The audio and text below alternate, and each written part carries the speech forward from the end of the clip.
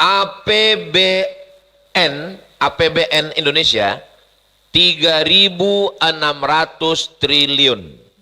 APBN Indonesia 3.600 triliun. Sumbangan Riau untuk Indonesia 1.112 triliun. Terus kesimpulannya apa?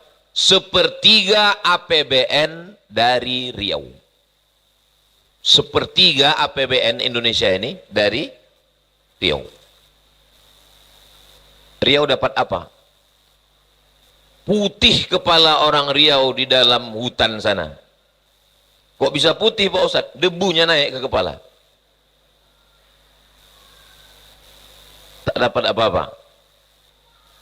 Saya cuma ingin mengatakan, kalau 1.112 triliun sumbangan orang Riau itu balik aja ke Riau 10%, dan dari 10% itu ke kampus sekian persen, maka UIR bisa melakukan tugas Tuhan yang ketiga, memberi rezeki, sehingga alumni-alumninya itu dipekerjakan di sana, dan dia mendapatkan rezeki.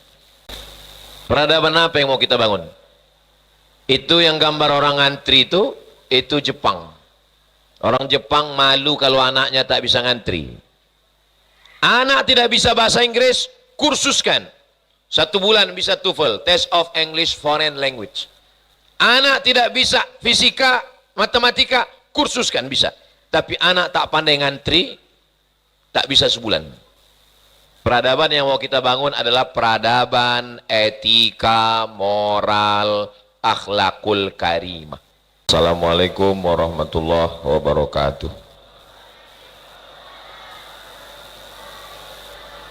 Alhamdulillah, Allahumma salli ala Sayyidina Muhammad wa ala ali Sayyidina Muhammad. Yang sama kita hormati Bapak Rektor beserta para wakil rektor, Direktur Pasca, Bapak Ibu Dekan, Wakil-Wakil Dekan, Ketua Jurusan, Direktur, kemudian para dosen dan mahasiswa Civitas Akademika Universitas Islam Riau. Mudah-mudahan ke depan UIR menjadi lebih baik dan lebih memberikan kontribusi untuk umat dan bangsa, khususnya di bumi lancang kuning, insyaallah. Amin ya rabbal alamin. Masa depan pendidikan Islam antara teori dan praktek. Oke, next. Lanjut. Pendidikan. Ya, lanjut. Pendidikan itu dalam bahasa Arabnya disebut dengan tarbiyah. Asalnya dari 3. Yang pertama, membentuk. Jadi bagaimana UIR membentuk alumni yang dalam satu hembusan nafasnya ada Melayu dan Islam, karena nama universitasnya Universitas Islam Riau. Islam agama, Riau sebagai sebuah nation, sebagai sebuah bangsa. Hebatnya orang Melayu, dia satu nafasnya itu bisa dia agama dengan suku dia tidak terpisahkan. Karena kalau sudah disebut Melayu pasti Islam. Melayu tanpa Islam hilang me-nya, tinggal layunya. Minangkabau juga kalau sudah disebut Minangkabau pasti Islam. Minangkabau tanpa Islam hilang minangnya, tinggal kabaunya. Makanya orang Melayu kalau dia pakai baju Melayu itu pasti baju Islam. Mohon maaf, bukan menyindir suku yang lain. Ada beberapa suku kalau dia pakai baju sukunya dia keluar dari Islam. Tapi orang Melayu kalau dia pakai baju Melayu dia pasti Islam. Maka beberapa orang kalau dia masuk Islam di Kalimantan misalnya, kalau dia masuk Islam dia disebut dia dah jadi Melayu. Di Riau pun begitu. Kalau ada orang masuk Islam dia dah jadi Melayu. Karena Melayu itu sama dengan Islam. Nah, bagaimana Uwir ini membentuk orang, mencipta orang. Mencipta itu kan Allah, Pak Ustadz. Ya, ini membentuk orang. Begitu dia tamat dari Uwir ini, dia menjadi sosok seorang yang Muslim Melayu. Oh, nggak bisa begitu, Pak Ustadz. Karena yang masuk ke Uwir ini kan ada non-Muslim. Iya, ada non-Muslim. Karena Universitas Islam Riau terbuka. Mungkin agamanya tidak Islam, tapi perilakunya, sopan santunnya, tata keramanya, etikanya. Jadi dia hanya terhalang pada akidahnya saja. Dari cara ngomongnya, dia sudah menjadi orang Melayu. Oh, dia bukan orang Melayu, dia orang Bugis. Linggis bukan sembarang linggis, linggis dipakai membelah kayu. Bugis bukan sembarang Bugis, Bugis pun sudah jadi Melayu. Oh, dia bukan orang Melayu, Pak Ustadz, dia orang Jawa. Lawa bukan sembarang lawa, orang lawa duduk di atas kayu. Jawa bukan sembarang Jawa, Jawa pun udah jadi Melayu. Oh, dia bukan orang Melayu, dia orang Batak, Pak Ustadz. Kapak bukan sembarang kapak, kapak dipakai membelah kayu. Batak bukan sembarang Batak, Batak pun udah jadi Melayu. Nah, jadi di mana bumi dipijak, di situ dikutip pajak. Jadi memang pantun kita udah agak rusak gara-gara apa ini. Jadi bagaimana Universitas Islam Riau ini membentuk orang, bukan hanya sekedar melahirkan alumni, membentuk orang. Kalau sudah tamat dari UIR, berarti dia Islam dan Melayu. Itu. Lalu kemudian setelah itu dia menjaga. Tamat dia dari UIR, lulus dari Fakultas Teknik, dan ternyata dia sekarang sedang berada di pedalaman Kalimantan, lulus di sana sebagai karyawan perusahaan. Apakah UIR masih mengayomi dia? Masih memperhatikan dia? Masih merawat dia? Masih menjaga dia? Kalau masih, itu berarti pendidikan Islam. Tapi kalau tidak, itu UIR hanya sama seperti pabrik botol minuman ini. Pabrik botol minuman ini botolnya ini setelah diproduksi putus, lepas. Pabrik tidak mau tahu dengan botol ini, dan botol ini pun tak tahu mau pulang kemana. Berarti bukan pendidikan Islam.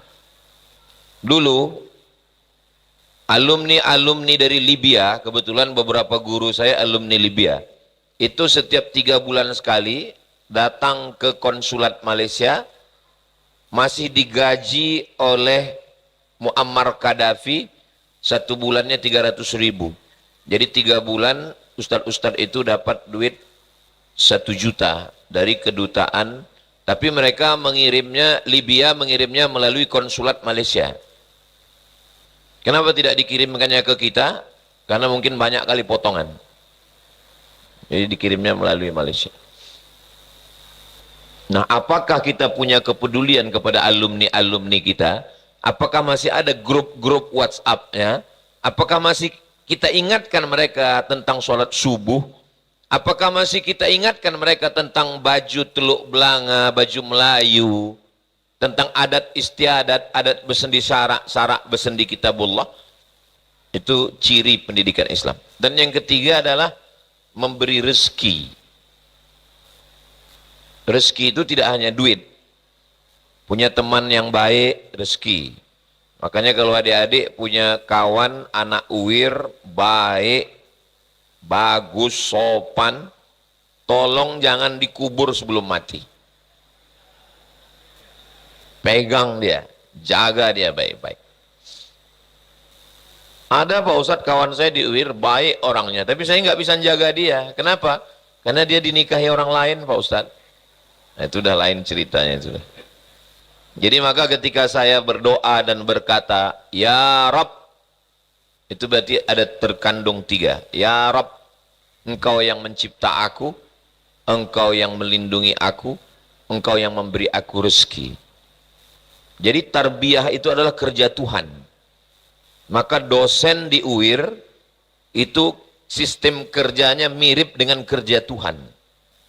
Jadi dosen-dosen di UIR ini manusia setengah Tuhan.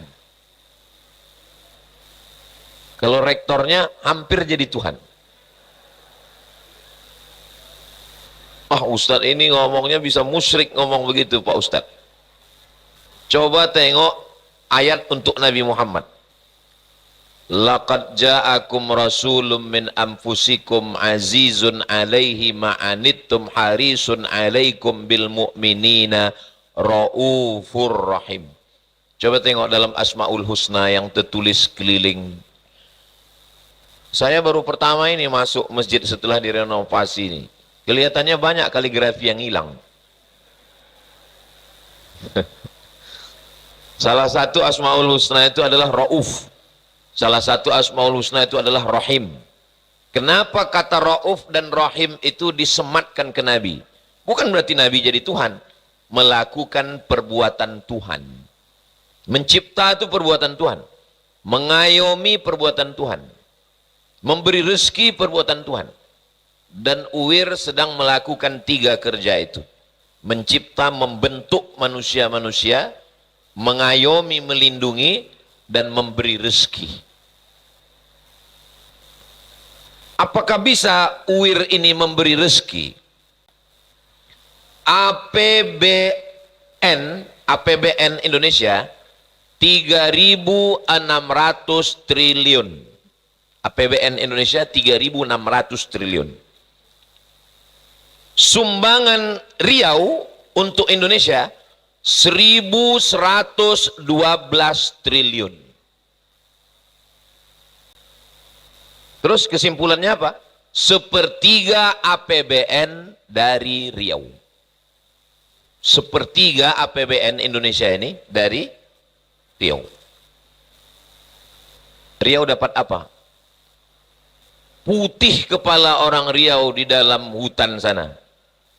Kok bisa putih Pak Ustadz? Debunya naik ke kepala. Tak dapat apa-apa. Saya cuma ingin mengatakan, kalau 1.112 triliun sumbangan orang Riau itu balik aja ke Riau 10%, dan dari 10% itu ke kampus sekian persen, maka UIR bisa melakukan tugas Tuhan yang ketiga, memberi rezeki, sehingga alumni-alumninya itu dipekerjakan di sana, di sana, di sana, dan dia mendapatkan rezeki. Jadi pendidikan itu dalam Islam kompleks. Apa tugas pendidik? Laulal murabbi ma'arabtu rabbi, mengenalkan kepada Tuhan. Ada dosen biologi, ibu dosen biologi, gimana tentang penciptaan manusia menurut Islam? Kata dosen biologi, jangan nanya-nanya itu ke saya, itu urusan Ustadz Somad. Ini dosen sekuler, ini dosen yang ngomong begini, dosen sekuler, dosen liberal. Karena dalam Islam tidak ada dikotomi antara ilmu agama dengan ilmu umum. Mestinya dia sebagai dosen biologi, dia membacakan ayat bahwa manusia diciptakan dari min nutfatin, dari sperma, berubah menjadi alaqah, daging, darah, dari darah daging menjadi izam, tulang, fakasawnal izama lahma, tulang itu dibalut dengan daging, thumma ansha'nahu khalqan akhar, lalu menjadi manusia yang sempurna. Dosen-dosen di UIR dalam satu hembusan nafasnya, tekniknya jalan, Qur'annya jalan. Dosen UIR biologinya jalan, hadisnya juga jalan. Dan saya tidak meragukan itu, karena semua dosen-dosen yang mengajar di sini ini sudah lulus fit and proper test, karena kampus ini sudah berdiri 63 tahun. 63 tahun itu kalau manusia sebentar lagi meninggal, tapi kalau kampus itu justru masa-masa perkembangan, masa-masa kemapanan. Maka harapan yang terbesar tergantung di UIR ini. Saya pribadi masjid ini, UIR ini punya sejarah personal bagi saya. Saya kalau mau melihat diri saya tahun 2008 saat pulang awal-awal ke Riau, saya duduk di tengah ini dan tausiah saya pertama kali di masjid inilah. Maka saya kalau di sini ini, saya seolah-olah sedang kembali tahun 2008. Karena masjid ini punya sejarah buat saya. Jadi saya ke UIR ini bukan sebagai ustadz undangan, tapi saya sebagai ustadz yang balik ke tempat ceramahnya yang lama. Ini saya di UIR ini. Tugas dosen adalah mengenalkan Tuhan. Oh, itu bukan kerja saya. Saya ini kan dosen fisika, saya ini kan dosen hukum. Itu tugas kedua. Tugas pertamanya adalah mengenalkan Tuhan lewat ilmu dia itu. Oke, lanjut. Kalau pendidikan barat gimana? Oh, saya sangkal layarnya ada di atas. Ada. Oh. Kalau pendidikan barat itu cuma dua aja menurut kamus Oxford. Pertama, memberi pengetahuan. Yang kedua, ngasih keterampilan. Tugas dosen, ini pengetahuan untuk kamu dan kamu punya keterampilan, dapat ijazah S1, S2, S3, kerja, dapat duit. Cukup. Itu bukan pendidikan Islam. Itu bukan orang UIR. Kalau orang UIR, akhlak, keseimbangan, iman, ilmu, amal. Itu beda. Makanya kalau ada dosen UIR yang berpikir seperti kamus Oxford, itu dia salah naik pesawat. Orang kalau salah naik pesawat, ya salah juga mendaratnya. Makanya saya senang sekali hari ulang tahun UIR diberikan kesempatan untuk menyampaikan ini supaya kita merefresh. Saya tidak sedang menceramahi Bapak Ibu dosen, enggak. Saya hanya sedang berbagi, karena kalau yang saya sampaikan ini benar, berubah mindset cara pikir kita, alumni UIR ini menjadi lebih baik ke depan, itu menjadi amal jariah juga buat saya. Karena kalau saya ceramah tablik akbar 100.000 orang di tanah lapang Gelora Bung Karno stadion, itu pulangnya ya menguap begitu saja. Tapi kalau saya ngomong di UIR, yang mendengar itu dosen, dan dosen itu berubah mindsetnya, oh selama ini ternyata aku salah. Aku ngajar di UIR tapi pikiranku Oxford. Aku hanya sekedar ngasih keterampilan, hanya sekedar transformasi ilmu. Bukan. Mengenalkan Tuhan, bagaimana mahasiswa ini menjadi beretika, bagaimana dia beriman, bagaimana dia berilmu, bagaimana dia beramal. Bayangkan kalau semua mahasiswa itu faham, dan sedikit banyak saya dapat amal jariahnya. Mudah-mudahan saya dapat amal jariah dari mahasiswa UIR. Dari bunyi aminnya macam kurang setuju sebetulnya. Oke, lanjut. Ini yang tidak kalah penting, bahwa proses pendidikan dalam Islam itu dari mulai start sampai finish. Dan memang UIR dia hanya pada finishingnya saja.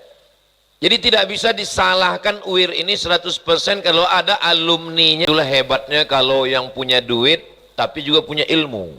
Maka ditempatkan duit itu untuk ilmu. Akhirnya berdirilah gedung cantik di tanah yang bagus, lokasinya strategis. Pesantren UIR. UIN memang Universitas Islam, negeri, tapi tak punya pesantren. UIR punya pesantren. Jadi kalau ditanya orang, lebih hebat UIN apa UIR? Saya bilang hebat UIR. Karena UIR punya pesantren. Artinya apa? Dia punya bahan baku. Bahan bakunya, bahan mentahnya ada, habis itu baru dia kesini. Kalau bahan mentahnya dari UIR juga, karena punya pondok, bahan mentahnya diolah di sini, hasilnya salah, baru bisa kita salahkan UIR. Tapi kalau tidak, mestinya setiap universitas punya pondok, karena di pondok itu melting pot, tempat untuk membentuk barang. Kalau manusia ini diibaratkan sebagai produk, bahan mentahnya di pondok, lalu masuk ke kampus, tamatnya, tapi alumni yang ini, yang edisi spesial ini, baru bisa dinikmati itu nanti paling 2045. Karena dia SMP 3 tahun, SMA 3 tahun, S1 4 tahun, berarti 10 tahun. Dia berkiprah dulu di lapangan 10 tahun, berarti 20 tahun. Berarti yang sedang mondok sekarang, itu nanti kalau masuk ke UIR, baru bisa dinikmati hasilnya 2045. Baru nampak hasilnya. 2045 itu nanti Bapak Ibu sudah meninggal semua. Saya masih hidup. Oke, lanjut. Kapan pendidikan itu dimulai? Oh, pendidikan baru dimulai sekolah.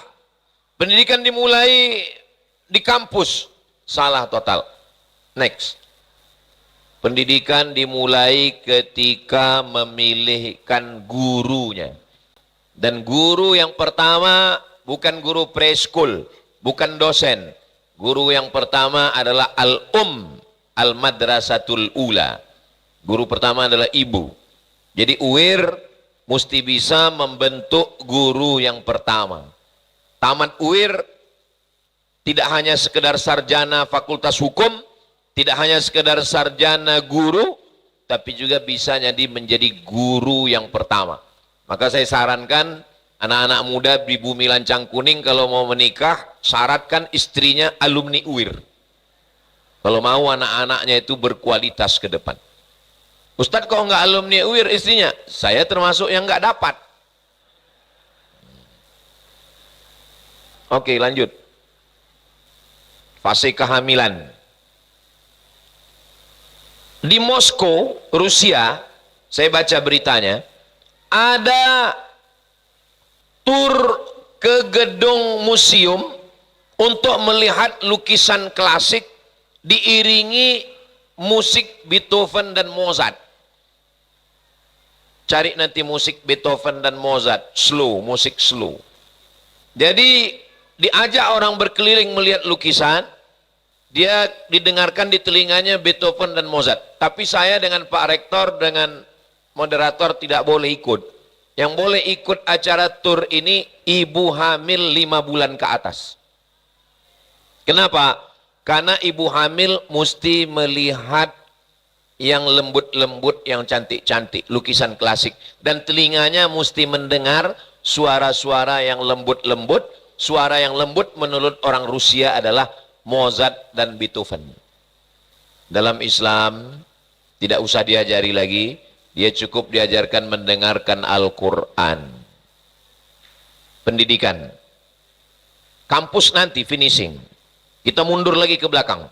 Kalau terjadi kekeliruan di kampus, tidak 100% salah kampus. Kampus hanya mengeluarkan output, tapi input yang masuk ke dalam ini. Gimana UIR mau mendidik anak baik? Orang walau kandungannya dulu anaknya dinyanyikan keong racun kucing garong. Lagu yang didengar ibunya tak ada yang baik. Selimut tetangga. Tak usahlah kita sebutkan banyak anak-anak. Oke, lanjut. Fase kelahiran. Saya mau menceritakan bagaimana Islam mengelola pendidikan itu dari hulu sampai ke hilir. Dari mulai memilihkan ibunya, saat mengandungnya, saat itu anak lahir dibisikkan ke telinganya, masuk ke otaknya, masuk ke tulang sumsumnya, masuk ke kolbunya, diazankan di telinga sebelah kanan. Tapi tak wajib, sunat.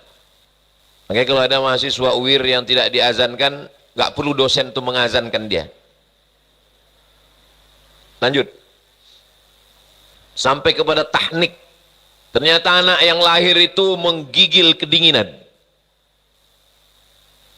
Tidak ada tempat yang paling nyaman selain rahim. Rahim inilah tempat yang paling nyaman.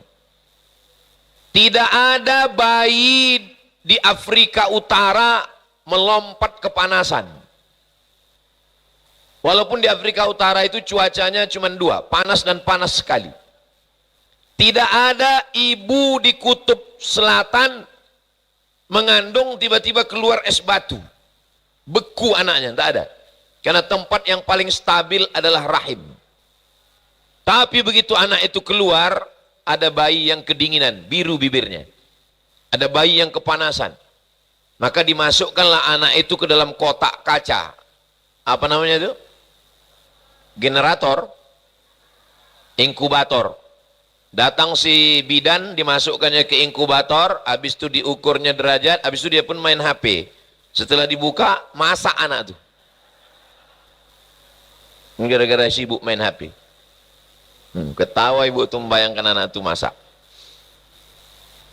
Islam pendidikannya bagaimana? Dikunyahkan kurma. Dikunyahkan air kurma, dikasihkan ke bayi. Ternyata kurma itu memanaskan badan. Tak mungkin anak itu dikasih teh talu. Kasih dia kurma supaya hangat badan. Sudah diteliti di Universitas Ain Shams University. Apa manfaat memasukkan air kurma ke mulut bayi? Lanjut. Yang meneliti namanya Dr. Muhammad Ali Albar. Lanjut. Akikah, dipotongkan kambing. Orang Melayu dari mulai rokan hilir sampai ke tembilahan Indragiri hilir, anak yang lahir itu dibacakan Barzanji. Orang Melayu tidak kenal Maulid Nabi 12 Rabiul Awal. Siapa saja anak lahir, anak nikah, dibacakan Barzanji. Barzanji itu Maulid Nabi. Abtadi'ul imla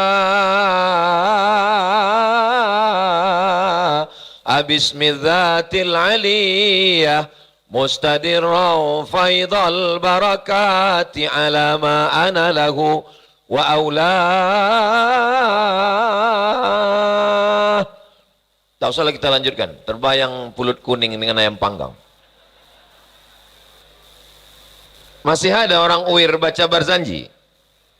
Kalau masih berarti masih Melayu. Kalau tidak berarti sudah pindah dari Melayu ke Melaku. Sejalan antara adat dan istiadat. Makanya perlu dirumuskan bagaimana di Riau ini, Bumi Lancang Kuning ini, dari mulai anak lahir, mengayun anak, acara merisik, acara meminang, acara akad nikah, yang sesuai dengan ajaran Islam dan Melayu Riau. Ini sekarang banyak pernikahan-pernikahan, tak tahu kita adatnya entah dari mana. Saya terus terang itu tak tahu, itu bukan adat Islam dan bukan adat Melayu Riau. Duduklah mempelai, duduklah ayah dengan ibu. Ini ayah, ibu duduk. Lalu si anak pun datang. Si anak datang untuk minta izin. Oh ayah, anak tuh tak ada ngomong, yang ngomong protokol. Oh ayah, engkau sudah membesarkan aku. Iya sayang. Ini dari mana adat ini? Ini bukan adat Melayu, dan ini bukan ajaran Islam. Ini sudah lolos LAM atau belum? Mestinya semua adat istiadat yang dilaksanakan di Riau mesti dapat legalisir dari LAM, Lembaga Adat Melayu. Kalau LAM tak sanggup, buatkan satu badan di UIR ini. Sehingga semua EO, event organizer, dia harus memproduksi itu. Semacam label halal kalau di MUI.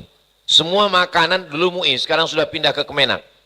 Semua produk, dia mesti ada label halal. Begitu juga dengan program-program acara keumatan, orang Melayu mengayun anak, menikahkan anak, malam merisik, malam berinai, malam meminang, malam akad. Itu mesti lulus LAM, Lembaga Adat Melayu. Dan lulus MIM, habis LAM itu MIM, Majelis Ulama Indonesia. Oke, lanjut. Fase menyusui.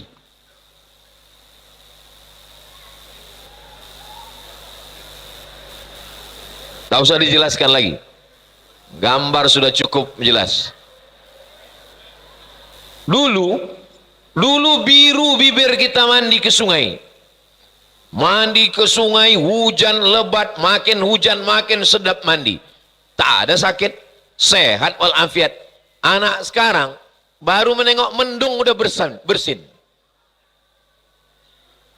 Apa yang terjadi? Ternyata anak yang disusukan sapi tidak punya hubungan emosional dengan ibu. Sifat sapi itu turun ke anak.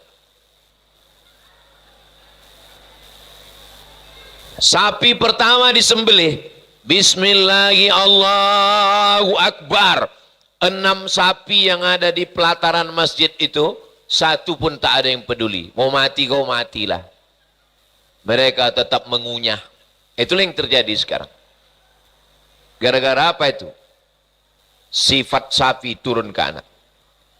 Ini gara-gara apa ini? Gara-gara ibunya bukan alumni UIR. Dia tidak diajarkan. Untuk apa Ustadz ulang lagi nih? Ini untuk merefresh. Untuk merefresh. Kita ini sekarang sedang mengulang. Namanya juga ulang tahun kan? Ulang tahun itu kan mengulang. Nggak usah jelaskan lagi nih di UIR. Orang UIR udah paham semua. Betul. Tapi video ini bukan hanya ditonton orang UIR. Ini videonya ditonton semua orang. Dan orang tahu, oh begitu ternyata UIR itu. Lanjut. Fase kanak-kanak.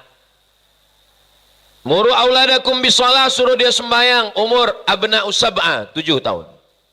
Wadribuhum fil asroh, pukul 10. 7 tahun suruh sembahyang. Berarti kapan dia menghafal Allahu Akbar kabiro? Kapan dia menghafal Allahumma ba'id? Kapan dia menghafal Allahumma hdini fiman hadait? Berarti umur 5, umur 6 dia sudah menghafal. Berarti Al-Fatihah tahsinnya sudah betul sebelum 7 tahun. Proses pendidikan. Saya tak pernah menghafal Al-Fatihah.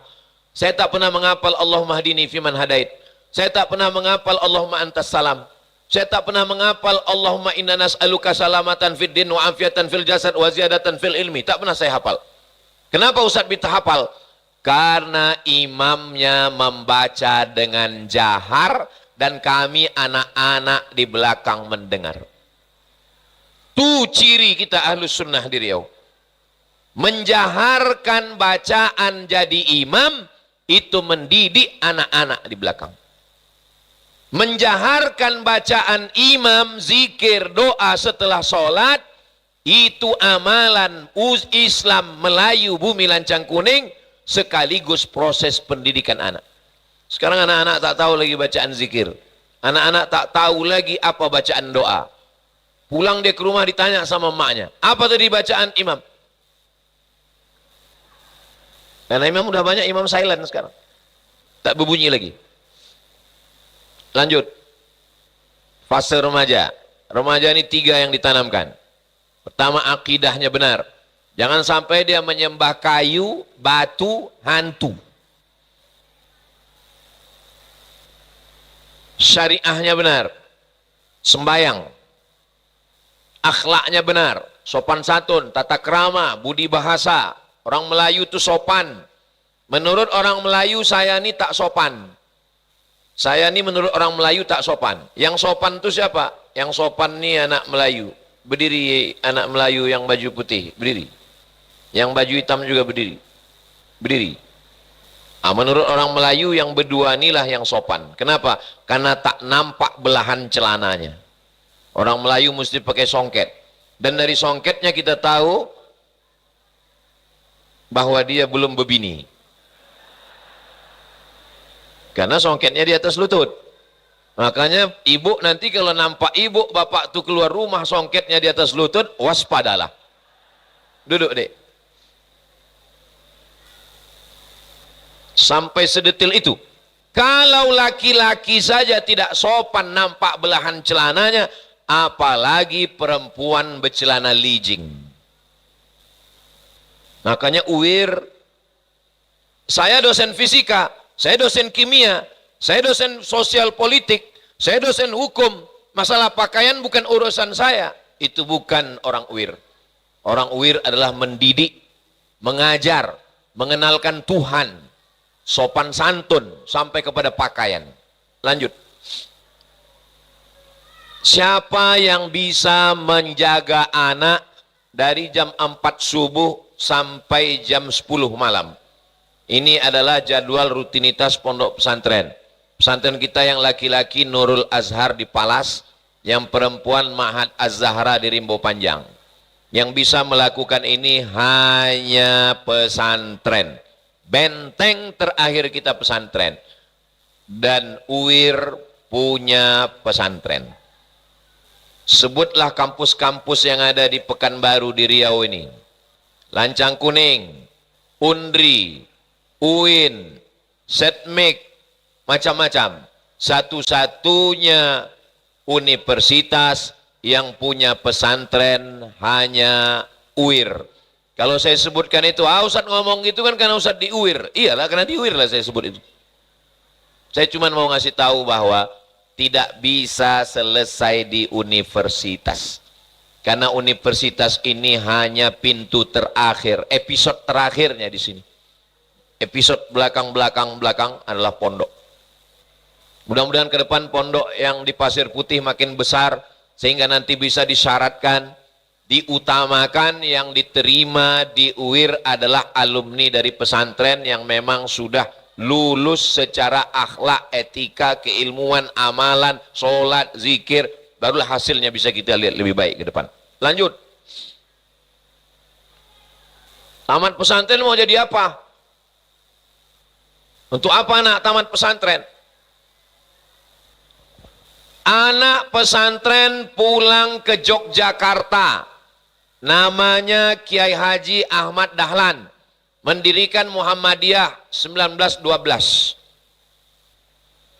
Pulang lagi anak pesantren ke Jombang.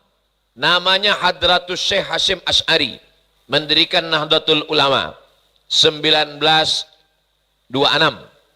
Pulang lagi anak pesantren ke Canduang.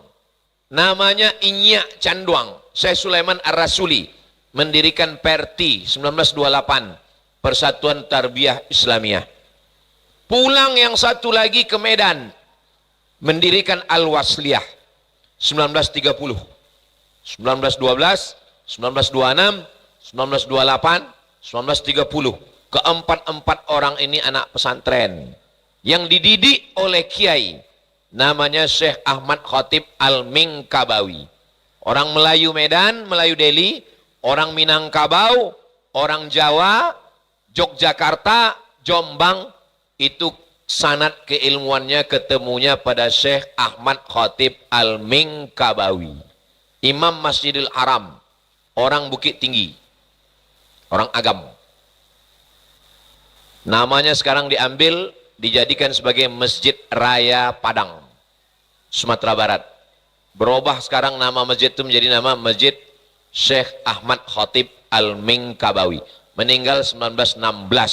Empat orang inilah yang mempelopori kemerdekaan Indonesia. Murid-murid mereka inilah yang berjuang. Pada akhirnya Indonesia ini merdeka. Makanya sejarah negeri ini yang tampil sekarang partai. Yang tampil sekarang orang politik, orang partai itu dibentuk oleh ulama. Makanya kalau mau rekonstruksi sejarah, sejarahnya mesti dicatat ulang balik. Sejarah itu apa? Ditulis oleh pemenang. Sejarah ditulis oleh pemenang. Lanjut. Tidak ada dikotomi antara ilmu agama dengan ilmu umum. Inna fi khalqis samawati, astronomi, wal ardi, geologi, waqtilafil laili wan nahari, meteorologi, klimatologi, geofisika. Makanya di UIR sejalan antara Al-Quran dengan biologi, Al-Quran dengan kimia, Al-Quran dengan hukum. Kalau tidak berarti dia masih Oxford. Oke, lanjut. Kecerdasan intelektual. Inna fi khalqis samawati, astronomi, wal ardi, geologi, waqtilafil laili wan nahari, meteorologi, klimatologi, geofisika.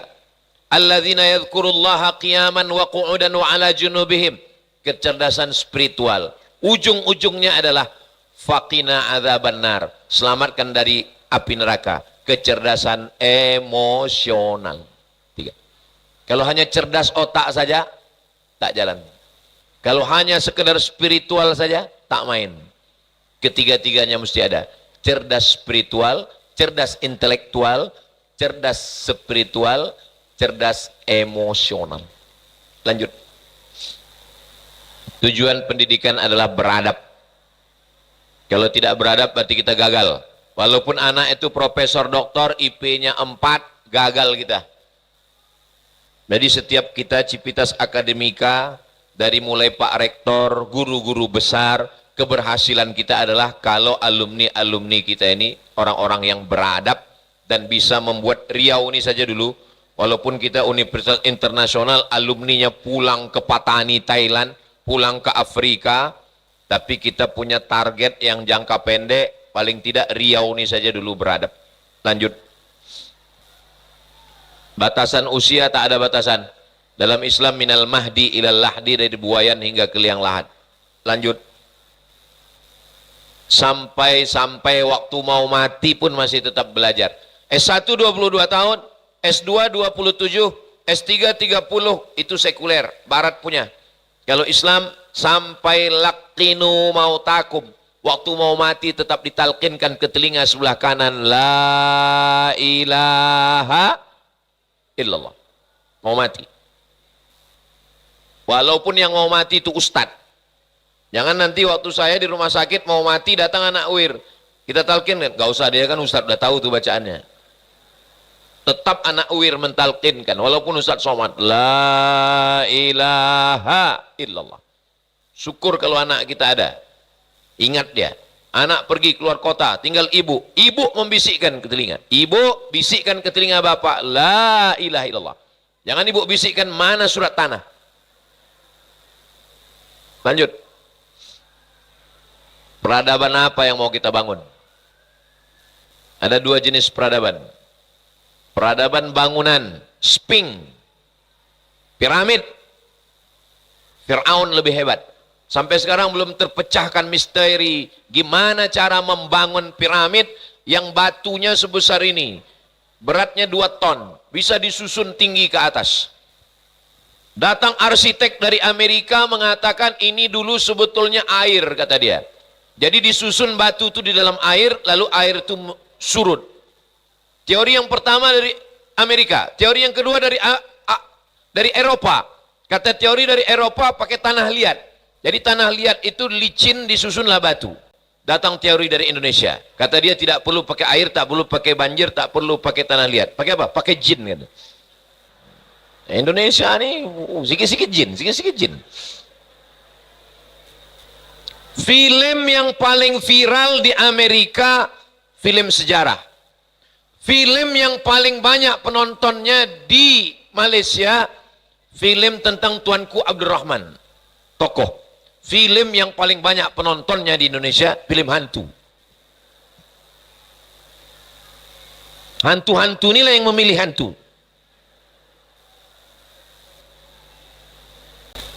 Peradaban apa yang mau kita bangun? Itu yang gambar orang ngantri itu Jepang. Orang Jepang malu kalau anaknya tak bisa ngantri. Anak tidak bisa bahasa Inggris, kursuskan. 1 bulan bisa TOEFL, Test of English Foreign Language. Anak tidak bisa fisika, matematika, kursuskan bisa. Tapi anak tak pandai ngantri, tak bisa sebulan. Peradaban yang mau kita bangun adalah peradaban etika, moral, akhlakul karimah. Akhlak itulah yang mau sedang kita bangun. Next. Itu memang bahannya sudah habis, bukan gelap. Itulah sebagai pengantar dialog kita. Terima kasih, mohon maaf banyak kata-kata tak berkenan, kurang sopan, kurang santun, kurang adab. Saya kembalikan ke moderator. Wassalamualaikum warahmatullahi wabarakatuh.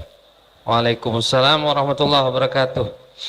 Barakallahu fikum wa jazakumullah khairal jaza.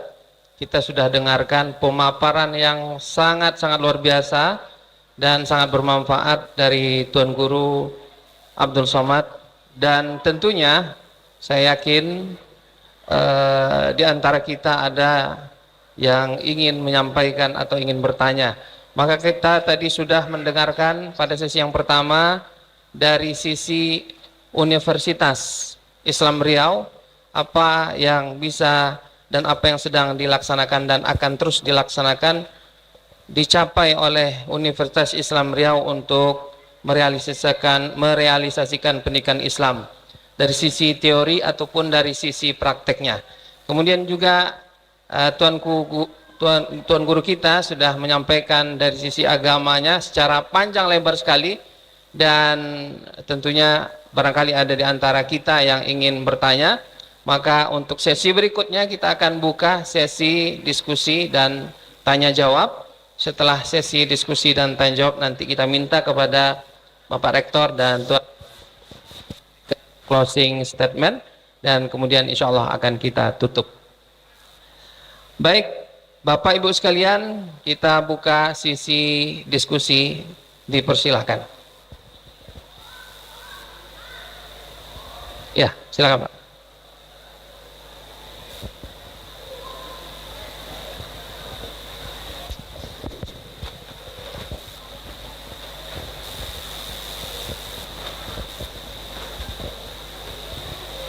Bismillahirrahmanirrahim. Assalamualaikum warahmatullahi Bismillahirrahmanirrahim. Assalamualaikum warahmatullahi wabarakatuh. Izin Tuan Guru, perkenalkan nama saya Ragil Ibnu Hajar. Saya juga di sini selaku Ketua Alumni Universitas Islam Riau. Izin Profesor. Jadi dari tadi saya mendengar banyak kata-kata alumni. Jadi rasanya di sini memang menjadi tugas dan kewajiban saya juga setelah terpilih menjadi ketua alumni untuk mengayom adab, etika, moral. Jadi izin Tuan Guru, mohon masukan, saran, apa hal yang langkah yang tepat bagi kami di alumni untuk mengayom kepada kawan-kawan alumni di seluruh Indonesia maupun yang di luar negeri. Tuan Guru izin. Billahi taufiq wal hidayah. Assalamualaikum warahmatullahi wabarakatuh.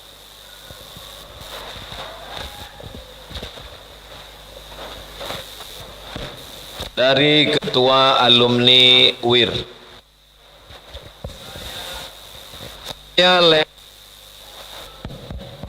Saya lewat di Jalan Sudirman, tiba-tiba ada masuk SMS. Pas dibuka handphone tertulis, "Hai bro, kita lagi promo roti murah loh." Saya dibilangnya bro. Lewat di depan toko roti itu, ternyata toko roti itu sudah tahu nomor saya berapa dan dia kirim pesan pendek, "Hai bro, kita lagi promo roti loh hari ini." Pertanyaannya, apakah pengurus alumni UIR pernah menjapri me-WA alumni ini? Apa kabarmu pagi ini bro? Gimana imanmu sekarang? Kau kerja di mana sekarang? Kebanyakan persatuan alumni ini dikumpulkan di hotel, diundang kalau sudah dekat-dekat pilkada. Betul? Nah, ini banyak yang kena undang kemarin berarti. Jangan begitu. Itu ada aplikasi, kita kebetulan setiap Selasa malam Rabu ada pengajian hijrah bersama Ustadz Somad. Itu satu aplikasinya, satu grupnya bisa 1000. Jadi tidak ada alasan grup nggak bisa banyak. Ada aplikasi, beli, itu satu grupnya 1000. Kita punya 10 grup, 10.000. Nah, itu tiap pagi kita sapa. Apa kabar alumni pagi ini? Semangat ya. Jangan lupakan prinsip UIR. Kita adalah Islam dan Melayu. Ada yang meninggal, doakan. Ada yang menikah, ucapkan barakallahu lakuma wa baraka alaikuma wa jama'a bainakuma fi khair. Ada program-program kerja, ada iklan kerja, ada yang nasibnya bagus, punya perusahaan, perlu pekerja, terimalah yang dari UIR. Skala prioritas sesama alumni. Ini tidak KKN namanya. Ini ta'awun, saling tolong menolong. Ada alumni yang punya door smear, iklankan. Jadi siapapun yang mobilnya kena hujan tadi malam, cucinya ke sesama UIR. Ada kebetulan yang buka kafe, jadi ngafenya di sesama UIR. Sehingga duit itu berputar di antara komunitas UIR. Janganlah salam wala kalam, pertemuannya hanya pertemuan say hello, pertemuan alumni, itu pun hanya untuk menunjukkan mobil saya baru, bini saya baru, gelang saya besar. Itu bukan alumni, itu bukan UIR. UIR itu adalah Islam, Melayu. Bagaimana merasakan perasaan orang. Kalau saya dulu baru tamat, nggak punya pekerjaan, bingung siapa yang mau dihubungi, maka adik-adik saya sekarang justru mengalami lebih parah karena pekerjaan ojol. Ojol. 70% tamat S1 yang sulit mendapatkan pekerjaan. Bekerja sebagai ojol bukan hina, halal itu. Mereka tidak mau merampok, mereka tidak mau jadi penjahat. Makanya ketika ojol mengamuk, itu bukan ngamuknya kelas bawah, beda sama 98. 98 itu yang ngamuk, itu menjarah, itu kelas bawah. Tapi ketika ojol mengamuk, itu adalah ngamuknya kelas intelektual. Itu. Jadi para sosiolog Indonesia mesti memahami itu, pergerakan itu. Nah, itu. Jadi sebagai ketua alumni, buatlah program-program. Ada juga beberapa alumni ini buat pengajian. Dikumpulkan semua alumni, diundang Ustadz Somad pengajian. Ceritanya neraka. Orang lapar nggak bisa diajak cerita neraka. Dia lapar, utangnya banyak, anaknya nggak kerja, baru kena PHK, dibawa cerita neraka. Nggak bisa. Absus salam, tebarkan salam. At'imut ta'am, kasih makan. Wasilul arham, sambung silaturahim. Setelah itu baru wa tusallu bil laili wan nasu niyam, salat malam, tadkhulul jannata bisalam, baru masuk. Jadi kita perbaiki komunikasi kita, silaturahim. Insyaallah saya optimis adik-adik, kawan-kawan, sahabat-sahabat alumni ini ke depan yang punya jaringan-jaringan. Kami sekarang nih Pak Ustadz, jangankan jaring, jalo pun tak ada Pak Ustadz. Pancing pun putih Pak Ustadz. Nah ini, yang namanya manusia itu kan begini. Wa rafa'na fawqakum fawqa ba'din darajat. Ada yang tinggi, ada yang rendah, ada yang gemuk, ada yang kurus. Ada yang kebetulan jadi alumni dia begini. Mantap. Ada alumni UIR-nya yang begini. Asal ditunjuknya jadi. Ini jadi. Tapi ada pula yang sekedar begini aja. Mantap, gitu dia, mantap. Tapi yang ini pun jangan disepelekan. Walaupun dia ini, kalau tak ada dia macam mana ngeri hidung. Jadi semua ini ada manfaatnya insyaallah. Supaya demikian. Wallahu a'lam bishawab. Perlunya pembelajaran mata kuliah budaya Melayu. Dan alhamdulillah saya mengetahui banyak beberapa universitas di Indonesia yang sudah mengajarkan mata kuliah budaya. Di Riau yang saya tahu baru Universitas Ranjang Kuning, yang semua fakultas, semua jurusan ada budaya Melayu, Pak Rektor. Saya ingat tahun 90-an semasa aktif di Pusat Pengajian Melayu bersama almarhum Pak Al-Azhar, Datuk Seri, itu kami sudah mulai mencoret-coret itu. Coret-coret modul budaya Melayu untuk universitas, tapi tidak pernah jalan sampai sekarang. Tapi alhamdulillah setelah almarhum masuk di Lam Riau, jadi di tingkat sekolah. Itulah yang menjadi mata kuliah mata lokal di sekolah itu budaya Melayu Riau, BMR. Ya, jadi itu Pak Rektor, pada momen ini saya mengusulkan ada mata kuliah budaya Melayu sifatnya universitas, wajib universitas untuk semua fakultas dan ruang studi. Demikian harapan saya dan usulan. Makasih. Assalamualaikum warahmatullahi wabarakatuh.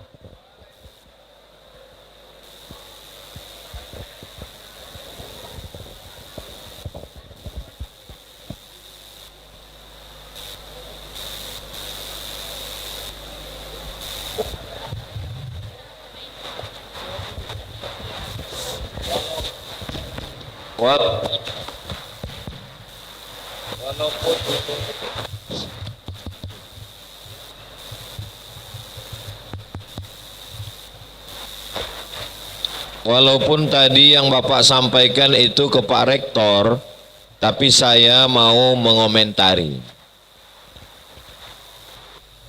Yang pertama, tulis Arab Melayu. Setelah kita dapat reformasi, maka kita dapat otonomi. Walaupun otonomi itu dulu dianggap duitnya dari pusat, ternyata otonomi artinya oto diurang mi diawa. Akhirnya kita dapat otonomi, boleh menuliskan huruf Arab Melayu di kantor-kantor dinas dan di nama jalan. Makanya di depan kantor gubernur itu ada tulisan huruf Arab, kantor gubernur.